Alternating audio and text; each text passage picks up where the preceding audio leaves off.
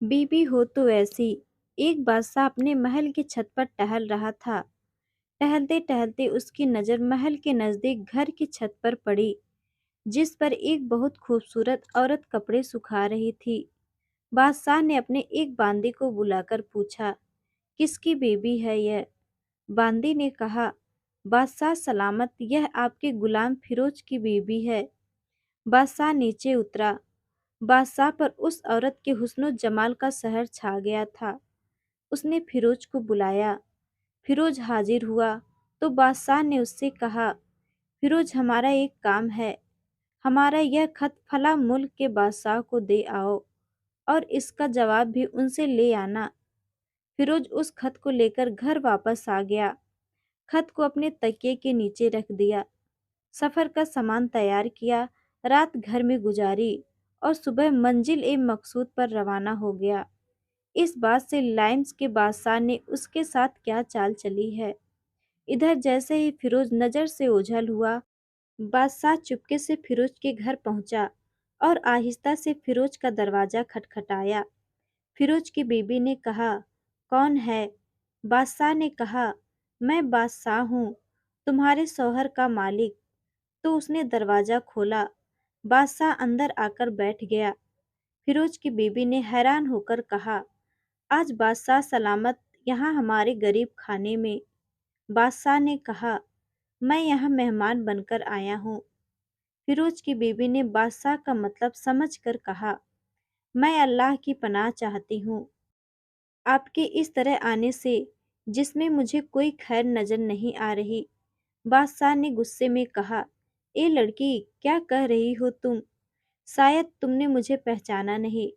मैं बादशाह हूँ, तुम्हारे शौहर का मालिक।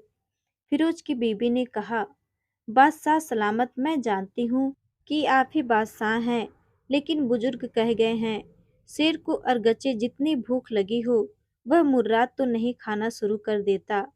और कहा, बादशाह सलामत, तुम उस कटोरे में पानी पीने आए हो जिसमें तुम्हारे कुत्ते ने पानी पिया है। बादशाह उस औरत की बातों से बड़ा शर्मसार हुआ और उसको छोड़कर वापस चला गया, लेकिन अपने चप्पल वहीं भूल गया। यह सब तो बादशाह की तरफ से हुआ। अब फिरोज को आधे रास्ते में याद आया कि जो खत बादशाह ने उसे दिया था वह तो घर पर ही छोड़ आया है। उसने घोड़े को तेजी से वापस मोड़ा और अपने घर की तरफ तपका। फिरोज अपने घर पहुंचा तो तकिए के नीचे से खत निकालते वक्त उसकी नज़र पलंग के नीचे पड़े बादशाह के चप्पल पर पड़ी, जो वह जल्दी में भूल गया था। फिरोज का सर चकरा कर रह गया और वह समझ गया कि बादशाह ने उसे सफर पर सिर्फ इसलिए भेजा ताकि वह अपना मतलब पूरा कर ले। फिरोज किसी को कुछ बताए बगैर चुपचाप घर से निकला। खत लेकर वह चल पड़ा और काम खत्म करने के बाद बादशाह के पास वापस आया तो बादशाह ने उसे इनाम के तौर पर 100 दिनार दिए।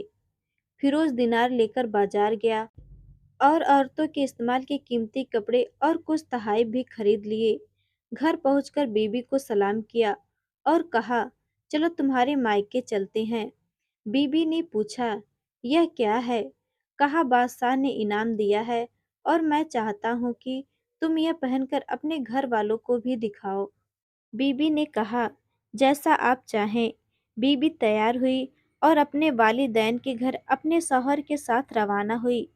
दामाद और बेटी और उनके लाए गए तहाई को देखकर वह लोग बहुत खुश हुए। फिरोज बीबी को छोड़कर वापस आ गया। 1 महीना गुजरने के बावजूद ना बीबी को पूछा और ना उसको वापस बुलाया। फिर कुछ दिन बाद उसके साले उससे मिलने आए और उनसे कहा, आप हमें अपनी बहन से गुस्से और नाराजगी की वजह बताएं या फिर हम आपको काजी के सामने पेश करेंगे।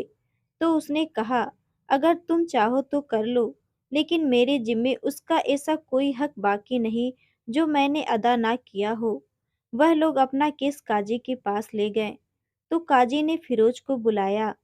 काजी उस वक्त बादशाह के पास बैठा हुआ था।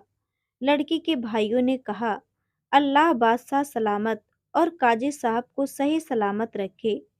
काजी साहब, हमने एक सरसब्ज बाग दरखत फलों से भरे हुए और साथ में मीठे पानी का कुआं इस शख्स के हवाले में दिया था, तो इस शख्स ने हमारा बाग उजाड़ दिया, सारे फल खा लिए, दरखत काट लिए और कुएं को खराब करके बंद कर दिया।